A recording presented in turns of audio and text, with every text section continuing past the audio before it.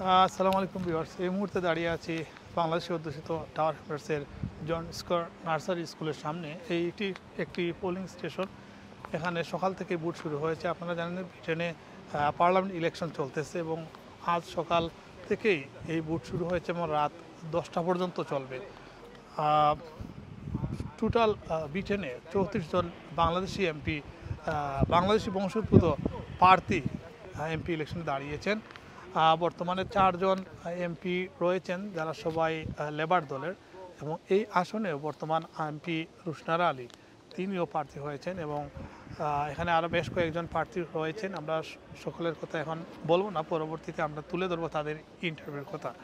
তো আজকের এই ইলেকশনটি খুবই গুরুত্বপূর্ণ এই কারণেই যে 14 বছর পর আবারও লেবার পার্টি ক্ষমতায় আসার সম্ভাবনা রয়েছে এবং অনেকেই ধারণা করতেছেন যে লেবার পার্টি 400-এর উপরে সিট পাবেন।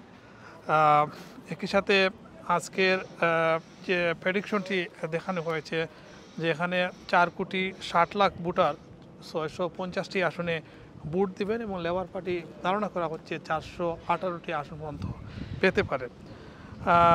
এখানে প্রায় 98টি রাজনৈতিক দল এই টোটাল ব্রিটেনের বিভিন্ন আসনে অংশ নিয়েছে। আমরা যতটুকু জানি যে এই আসনে 3 জন বাংলাদেশি এমপি, তীব্র প্রতিদ্বন্দ্বিতাপূর্ণ এই নির্বাচনে হবে এবং রাত 10টার পর রেজাল্টটি ভোট গণনা শেষে হয়তো গভীর রাত হয়ে যেতে পারে পূর্ণাঙ্গ রেজাল্ট আসা পর্যন্ত। সো আপনাদেরকে আমরা টাইম টু টাইম আপডেট দিব আজকের এই নির্বাচন নিয়ে।